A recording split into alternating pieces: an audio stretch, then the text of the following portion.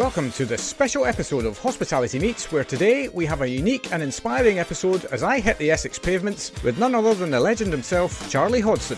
Charlie is not just a friend of the show. Check out episode 171 to hear his story in all its incredible, brutal honesty, but he's also a true beacon of hope and resilience in our industry. I joined Charlie on a short leg of his Walk for Wellbeing journey, an initiative inspired by Craig Prentice aimed at promoting mental health awareness within hospitality, whilst also raising funds for the wonderful Hospitality Action. Charlie opens up about his own struggles and how Hospitality Action supported him through his darkest days. We also talk about the challenges and surprises of this gruelling walk from Norwich to Battersea Park, his motivation for undertaking such a mammoth task despite having a monumental disdain for walking, and the unwavering support from the hospitality community and beyond. This episode is a raw and heartfelt conversation about mental health, resilience, and the power of taking that one step forward no matter how difficult it seems. Fair warning, this was recorded live on the move next to a busy road, so I apologise for the road noise, but please don't forget to get behind Hospitality Action in any way that you can, and I sincerely hope you enjoy the chat.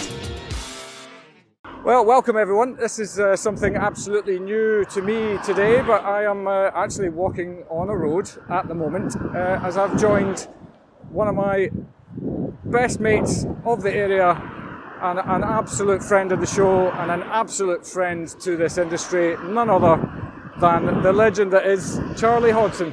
How are you doing? Morning, mate. You all right? Yeah, good. So, legend. Yeah, okay. I'll take that from you as a friend. Yeah, well, nobody. I think we learned that you can't call yourself a legend, but you know, if people want to call you a legend, just let them do it and take it. And, I'll take it. Yeah, absolutely. So, how are you, brother? I'm all right, mate. I'm all right. As you know, I've just done a little video of me and you just starting off our day, and as I said, mate, it's mentally, you being with me this morning, it's a beautiful way to be able to start day 4, part 1, Walk for Wellbeing 2024 for Hospitality Action. Well, indeed, and you know the weather is totally glorious today. I'm assuming it's been like this every single day. Oh, mate, there's some days I've just wanted to put my speedos on and flip flops and have a little stroll. It's been so glorious, you probably mate. could have had a swim. Yeah, I could have on most days, mate. To be honest, there's one day in particular I think I'd have much preferred to have a snorkel and a pair of flippers and a wetsuit on. But it's October and it looks like you brought the sunshine with you today, so for that I'm extremely grateful. That's just my sunshine personality, mate. But more so, mate, you seem to have bought some tarmac and pavement to walk on, which I'm even more grateful for. Although I can see it running out on this side of the road just up ahead. I think we're going to swerve off, so that's all right. Okay, that's all good, that's all good. So, yeah, why are we here? Why are you here? What are you doing? Why are you doing it? How did this all come about? So, we're walking for Wellbeing, inspired by Craig Prentice, who, after the lockdown period, wanted to do something to get people out, walking, talking, so hence the name Walk for Wellbeing. Yeah. And beautifully, thanks to Craig, it's all about Hospitality Action. It's all about the charity that I guess I'm a voice of, an ambassador of. Yeah. But more importantly to me as a human being, heard my voice back in 2019 when I last tried to commit suicide and take my own life, through to the pressures of my own mental health and what had been building up in my life over 37 years that I just couldn't deal with. And alcohol played a massive part in my mental health, demons that brings. And HA came to the rescue and heard my call and helped me find my way from the darkness. Yeah, no doubt. And I guess, mate, for me, you know, we all hear and podcasts and people talking about the mental health. And I said yesterday, when I did a video yesterday, I said, you know, because it sounds like it might be the Charlie show. And if people want to think that, that's great. I do care what people think about me. But if you think it's the Charlie show, it's not. What it is, it's Charlie going, if I can help one person not have to go through what I've gone through as a human being and find help before it gets to that point of utter darkness, I don't really care what people think. Yeah, quite right. So if that answers your question, in a long drawn out affair. Well, you've been on the show before, so if people want to listen to your journey in a bit more detail, I'll stick the link to the episode in the show notes so they can go and have a listen. It is worth a listen. It's an unbelievably powerful story, an unbelievable showcase of what hospitality action is capable of, I think, as well. And just, it's very difficult not to get behind HA when you hear stories like yours and what impact it's had on your life, basically. Yeah, no, absolutely. When you said, how did all this walk begin? Well, that's another story, and I will keep it really short. So, my darling friend Mark Lewis, who also happens to be our chief exec, I've been an ambassador for HA since 2017, or thereabouts. Even HA didn't really realise I had a massive issue. I just wanted to support them because I thought what they were doing as a charity was amazing for our industry. And as our friendship has grown, and then 2019 came in that August day, on that Sunday, when I really, really, really wasn't very well. And our friendship has grown outside of HA. And we were talking about this walk for Wellbeing. And I foolishly said to Mark, I think I want to do something really special for the Walk for Wellbeing, for hospitality action. Because, to be quite honest, Mark, HA saved my life. So, how can I repay that? Financially, yeah, we can keep putting money in, we can keep supporting it verbally, but I'd like to do something a little bit different. Yeah. So I think I'm going to walk from Norwich to Battersea Park to meet you all on the Sunday morning. That is a bit different, for sure. For anyone, especially my mates who'll tell you, or anyone that really knows me quite well, I don't like walking anywhere. Yeah. So how did you land on this then? Because you don't like walking, Yep. Which is, effectively that's pretty much all you're doing for about 5 days. Yeah. Why this particular challenge? So, for me to be able to explain it really, really easily, when my mental health was really, really bad and at its utmost worst, well, for 37 years of my life, really, I guess, since I've been able to drink, whenever anything got really, really harsh and really got anything monumentally big to begin with in my life, I found that alcohol would numb that pain. Right. So if there was something I really didn't want to do, or something I was really fearing, or something I wanted to give up on, I'd get absolutely blotto for a few days. To not kind of deal with the challenge. Yeah, absolutely, not to take the challenge head on. No matter if it was a good one, a bad one, it could be anything. How my mental health played its little devilish plan in my head, because I thought I was a walking failure, as I put in my little post yesterday. That's how mental health deals with us. That's how it treats us. It makes us feel like we're a failure. It makes us feel like we're not loved, we're not wanted, we're not good at something. But it tells us we're good at all the bad things. It tells us you're a great drinker, carry that on. Because when you're a drinker, when you're drunk, when you've had too much to drink, you can blame it on the alcohol so you can get away with it. Because that's a scapegoat, so, because that's not really you, that's me, the little devil in your head, your mental health telling you it's going to be all right. So I thought, well, after many years of consuming more alcohol,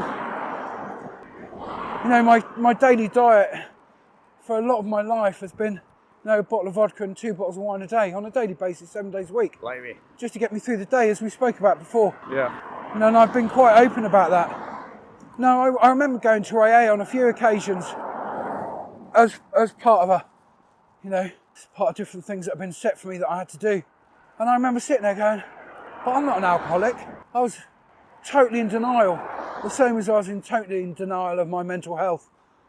But I was an alcoholic because of the need to cover up things of my past and my own mental health, because it was easier to do that. It's easier to be judged as a drunk, as someone who was aggressive when they had a drink, someone who just wasn't a very nice person a lot of the time.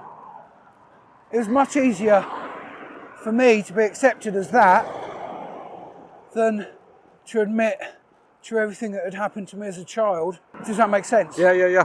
Absolutely. So I'm just telling you how it is in my head. I think that's and I was never honest with myself or people around me that I couldn't cope with everything that had had been done to me as a child, and I couldn't be honest about that because it hurt so much. Yeah. As we spoke before this morning while having coffee, Yeah. and the reaching out that's happened yesterday and things is, and that's why I had such a mentally hard day yesterday. Not so much physically, I was exhausted. 28 miles in yesterday. Yeah, on the back of how many miles the day before? 26? 26 and a half. So we've been averaging 27, I think, miles a day. So yeah, all those little things come up. So with Walk for Wellbeing, for me it was about, it's walking. So something I really don't like. really, really don't like. Therefore, it was a good challenge for you to do. A great challenge. One that I can't shy away from because it's in a public forum. So I can't all of a sudden halfway through it go, do you know what? This is too much. Yeah, we could do that. Yeah, but it's almost like it's an accountability buddy. Yeah, but more so, it's not about, for once, being accountable to other people or to the charity. It's being accountable to me. Yeah. That is a promise that I've made, and I've made to Mark, I made to Hospitality Action, I made to Craig Prentice, Walk for Wellbeing, that I would walk from Norwich to Battersea Park. Yeah. And like, there's nowhere to hide. Yeah, no doubt. People have seen me walk, they've seen where I get picked up from every night, where I get put back to in the morning. You've seen where we started from this morning. Yeah. You can't hide. Nope. So yeah, why not? I'll tell you what, we're walking through quite a nice neighbourhood at the moment as well. It's a very nice neighbourhood, isn't it?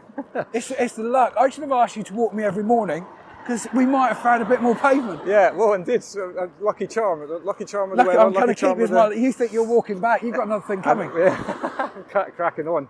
So, how long is it, the route in the, well, I suppose actually, look, before we get that, because I know that, you have a route that effectively Google Maps would tell you is the route that you should do, but as we've kind of all come to discover through your daily updates, that route's not necessarily always possible.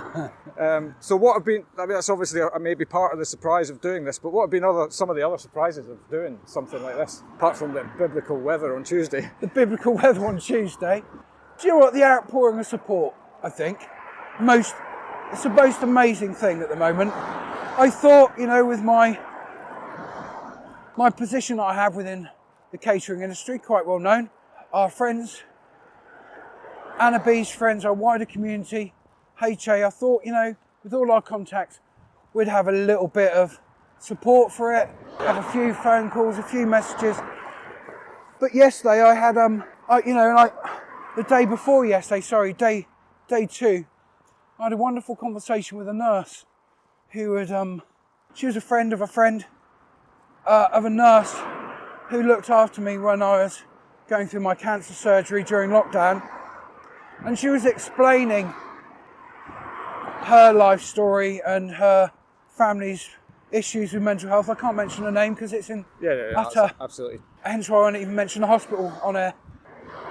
So it's not just coming in from hospitality industry, it's coming in from all sorts. A great friend of mine who's a harbour master, I'm going to mention your name, Robert. Thank you, mate, for your messages. They're amazing.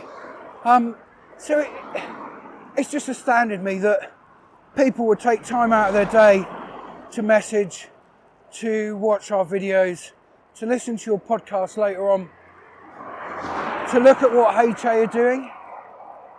And, like I said to you earlier, it isn't a Charlie show, but I hope I'm a platform on behalf of Hospitality Action to get our story out to a wider audience that maybe have never heard of HA and what we do, but also to reach that one soul who might have got up today and gone, do you know what? I don't want to go to work today. Yeah, struggling. Who's really struggling, but even take it to the next part of that journey where they're getting up today thinking, today's the day. I've got all my plan. I've written my notes or not written my notes. And this is the crux of it. This is the real nitty gritty that we don't want to talk about. What happens when you're pushed so far you think you have nowhere else to turn but through the act of suicide. So the more importance for me for this, the relative, real part of me walking for well-being is hopefully that message might have even got to someone who's contemplating suicide because they don't think they've got anywhere else to turn. But if you're listening to this podcast, I can assure you, you do have somewhere else to turn. Whether it's the Samaritans, if you're so close to that, please call Samaritans, they'll help, they'll signpost you. Or if you're in our industry, call our number. It's on our website, Hospitality Action, just Google it. So I guess, Phil, for me, if we can help change just one life through what I think is going to end up being about 151 miles of walking and talking and sharing. Yeah. If between all of us, it's not the Charlie show, as I said earlier, but between all of us, yourself, me, Craig, Walk for Wellbeing, Hospitality Action, if anything else but this week helps change one person's life in their own mental health or someone they know, surely is that not what we should all be thinking about? Totally. Yeah. That was a long answered question. That's all right. So we're on day 4 now. Day 4, part 1. Day 4, part 1. So that means that we set off from Braintree today. Yep. What's your objective today? Where are you hoping to get to? I'd really like to hit the other side of Chelmsford today. Yeah. Theoretically, it's 46 miles to Gypsy Hill. Right. Okay. Right. That's my objective for tomorrow. As the crow flies, kind of. Well, not crow, but as the walking most direct pattern. route. Yeah. But as we all know through my videos this week, that's not going to be quite right because, as you said earlier, the Google Maps, when you're walking, thinks that every road has a footpath. Yeah. Well, we had to come off the A140 in the rain because it was just treacherous. Unsafe for me, but unfair on other drivers having to take that responsibility off me to swerve and maybe not see me or have an accident. So that was a detour. Yeah, I drove through that rain on Tuesday and wasn't nice. Oh God, not nice to drive. Inside lane of the motorway, 40 mile an hour kind of stuff. It's a bit treacherous, mate, to be honest. It wasn't very safe. So that was one detour. But also the challenge of that in itself, right? Because I mean, as kind of, I suppose, geared up as you can be for something like this, something like that hits you, it's like, right, well, what do we do? You've got to kind of just, I suppose, knuckle down and crack on. Yeah, knuckle down, crack on, push on, find another route. And that's all very easy. You know, easiest way to explain it is when you're in a car and you get a diversion, the road's closed. Yeah. And then you have to drive an extra 7-8 miles. It's a bit different in a car. You know, we still curse, don't we? Because we go, it's another 20 minutes on our journey. But to walk another 7 miles is another 2.25 hours. Yeah. There were some points when you get to footpath, like today, we can hoik it a little bit.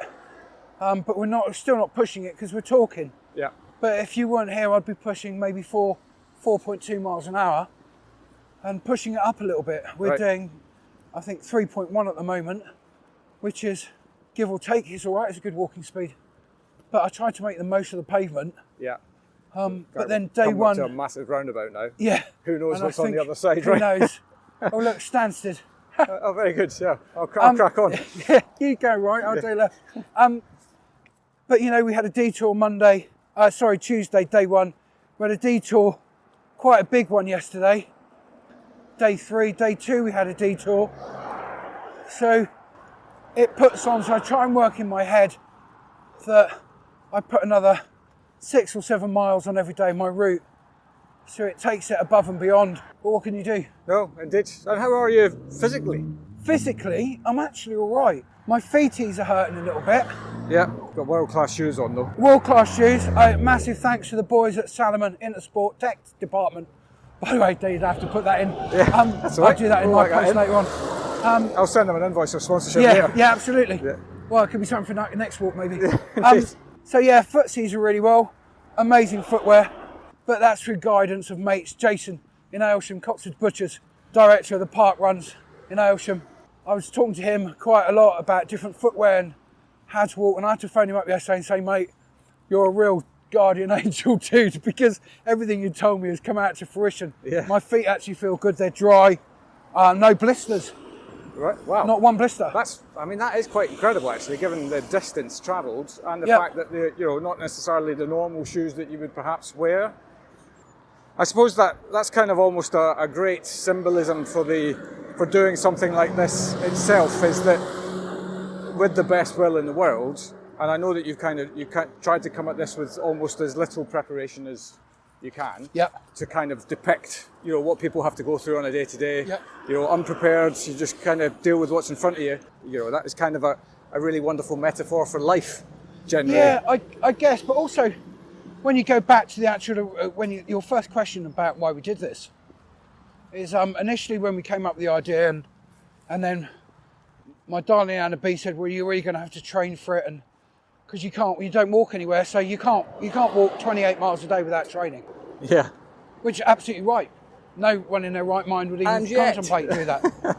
And yet, but then the whole reason behind it is that our own mental health, we're never trained for it.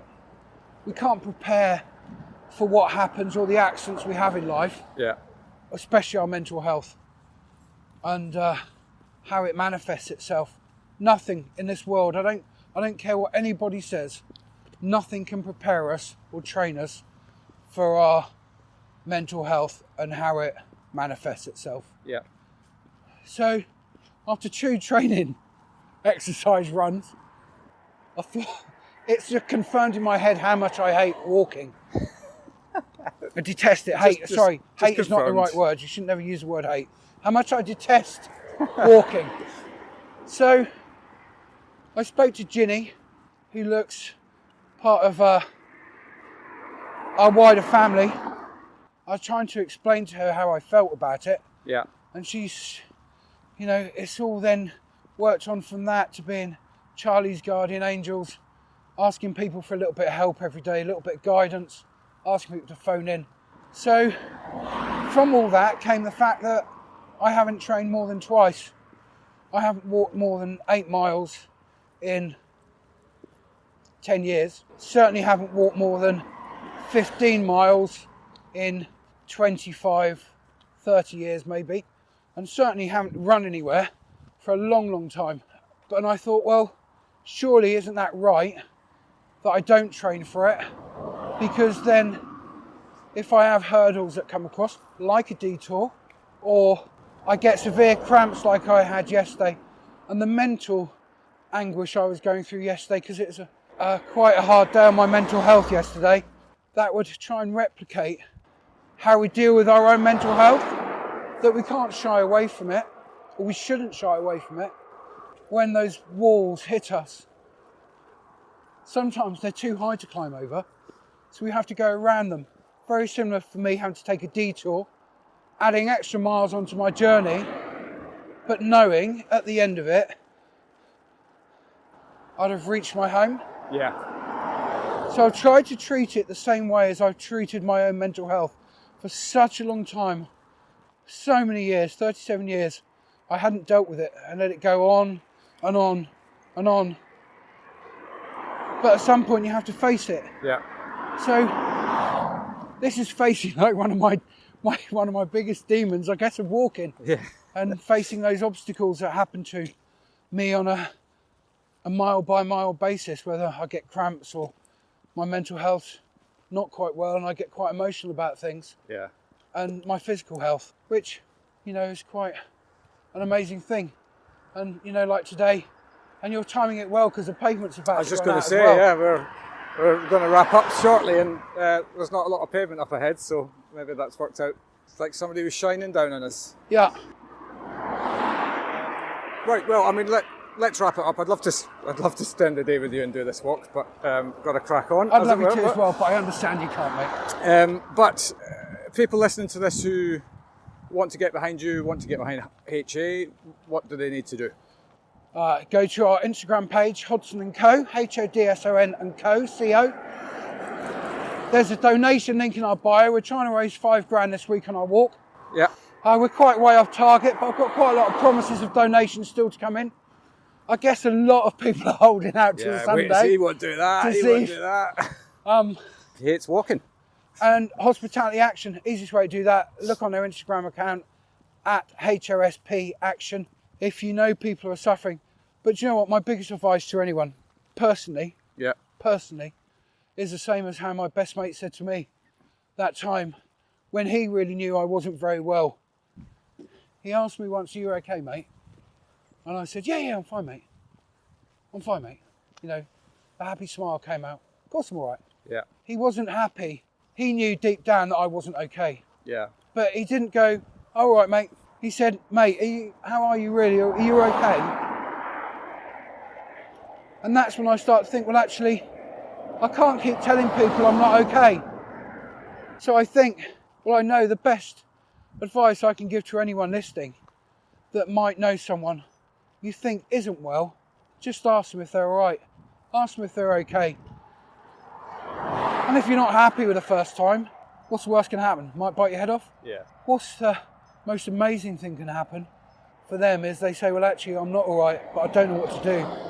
Can I talk to you? Or I can't talk to you, but who do you think I should talk to? Samaritans? Mind? Or if you're in our industry, send them our direction to Hospitality Action. My phone number, 07464 440 748. If you're listening to this podcast and you just want to chat anonymously, or you want to tell me your name, or you want to be public, doesn't matter. If you got to that point in life where you think, actually something's got to change, get in touch, speak to the SAMs, speak to Hospitality Action, speak to Mind, hundreds of mental health charities you can talk to, but make that change. Right. You never know. Summarised wonderfully. You don't believe it, but you absolutely are a legend. And thank you for everything that you're doing in raising awareness. Thank you for taking on this monumental challenge. Wish you all the very best for the rest of it. Not that long, not far to go now. Just a couple of miles. Just a couple of miles, love. Yeah. Not far to go. Top man. Yeah, Nice one. Thanks for coming out, Phil. No worries, I really man. mean that. Take care. Thanks. Cheers. And there we have it. I can't tell you how thoroughly nourishing for the soul it was to spend some time with Charlie on the Essex roads on a crisp Friday morning. I'm in total awe of Charlie and everything he continues to do in raising awareness and much needed funds for Hospitality Action. But there's also way more to it than that. The way he speaks so openly about his past battles and the focus forward he now has in raising awareness and trying to help others, all of this to help shine a light on one of the best events in the hospitality calendar, Walk for Wellbeing. There's still time to get involved if you're quick and listening to this before Sunday the 13th of October 2024, but if you can't, then please consider supporting Hospitality Action in any form you can. There's no doubt in my mind, it will make a massive difference. I'm going to close the episode there, but I'd love it if you could share this as far as you can, and of course, don't forget to hit that subscribe button. I'll return on Wednesday with another wonderful story from hospitality. I look forward to seeing you all then, and have a great week in the meantime.